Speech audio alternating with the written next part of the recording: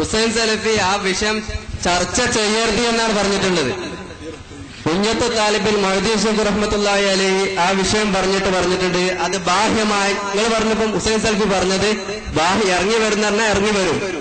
കുഞ്ഞത്ത് താലിബിൽ മഹാനായ മഹദി ഷെയ്ഖ് റഹ്മത്തുള്ളാഹി അലൈഹി അദ്ദേഹം പറയുന്നത് ആ വിഷയം ബാഹ്യമായ അർത്ഥം വെച്ചുകൊണ്ട് അങ്ങനെയാണ് അംഗീകരിക്കലാണെന്നാണ്. അള്ളാന്റെ ഹബീബിന്റെ മുബാറക്കായ ഹദീസുകൾ സ്ഥിരപ്പെട്ടാൽ അത് അങ്ങനെ അംഗീകരിക്കുക. അള്ളാന്റെ കലാമിൽ നിന്ന് മുബാറക്കായ കലാമിൽ നിന്ന് അങ്ങനെ സ്ഥിരപ്പെട്ട് കഴിഞ്ഞാൽ അങ്ങനെ അനുസരിക്കുക എന്ന് പറഞ്ഞിട്ടുള്ളൂ.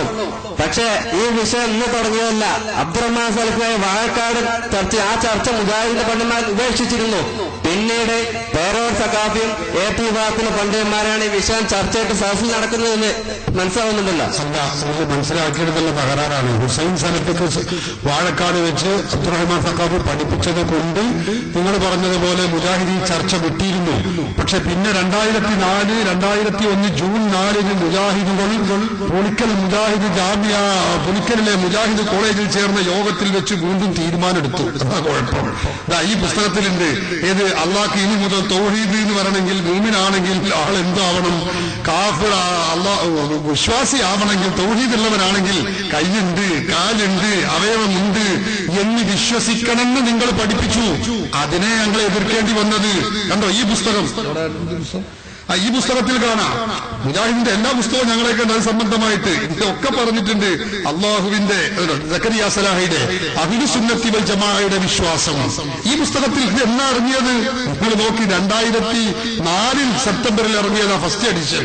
അതിൽ കാണാം സക്കരിയ സലാഹിന്റെ 25ാമത്തെ പേജിൽ പറയുന്നത് കാണാം. എന്താ?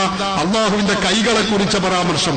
അള്ളാഹുവിന് ശക്തവും ഔദാര്യപൂർണവുമായ 2 കൈകൾ ഉണ്ട് എന്നത്രേ നമ്മുടെ വിശ്വാസം. എന്നിട്ട് പറയുന്നതോ അള്ളാഹുവിന്റെ 2 കൈകളും വലം കൈയാണെന്നും അഥവാ അവന് ഇടതു കൈ ഇല്ല എന്നും ഹദീസിൽ വന്നിട്ടുണ്ട്. നോക്ക് നിങ്ങൾ. ഇത് മുജാഹിദിന്റെ സക്കരിയ സലാഹ് ഇപ്പോഴത്തെ നേതാവ് എഴുതിയതാണ്. ഇത് നിങ്ങൾക്കറിയോ? മുജാഹിദിന്റെ തന്നെ പഴയകാല നേതാവ് എഴുതി വെച്ചത് ഫതാവ അൽ-മനാർ 1952 ജനുവരി 20 ഇറങ്ങിയ മുജാഹിദിന്റെ മുഖപത്രം അൽ-മനാറിൽ പറയുന്നത് എന്താ? ഇങ്ങനെ വിശ്വസിക്കുന്നവൻ, അള്ളാഹ്ക്ക് കൈയുണ്ട്, കാലുണ്ട് ഇതൊക്കെ വിശ്വസിക്കുന്നവൻ, ഭാഗമുണ്ട് എന്ന് വിശ്വസിക്കുന്നവൻ കാഫിറാകുന്നു എന്നാണ് എഴുതി വെച്ചിട്ടുള്ളത്.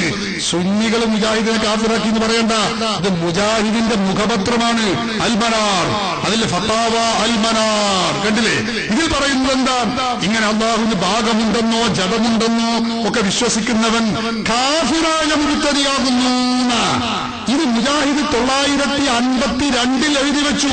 പിന്നെ 2004 യോഗം കൂടി തീരുമാനിക്കുകയാണ്. എന്ത്?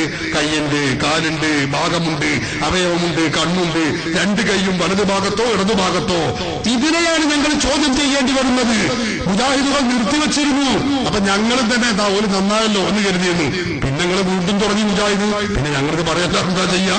അതാണത്തെ പ്രശ്നം. നിങ്ങൾ മനസ്സിലാക്കാത്തത് കൊണ്ടാണ് സഹോദര. നിങ്ങൾ ആ കേസറ്റ് മാത്രമേ കേട്ടിട്ടുള്ളൂ. അതിന്റെ അപ്പുറപ്പുറമുള്ളത് നിങ്ങൾക്ക് ആ കേസറ്റിന്റെ അപ്പുറപ്പുറം എന്നല്ല ഞാൻ പറയുന്നത്. ഇവിടെ നടക്കുന്ന സംഭവ വികാസങ്ങളെ കുറിച്ച് പൂർണ്ണമായി അറിയാത്തത് കൊണ്ടാണ് എന്റെ സഹോദരൻ ആ ചോദ്യം ഉന്നയിച്ചിട്ടുള്ളത്.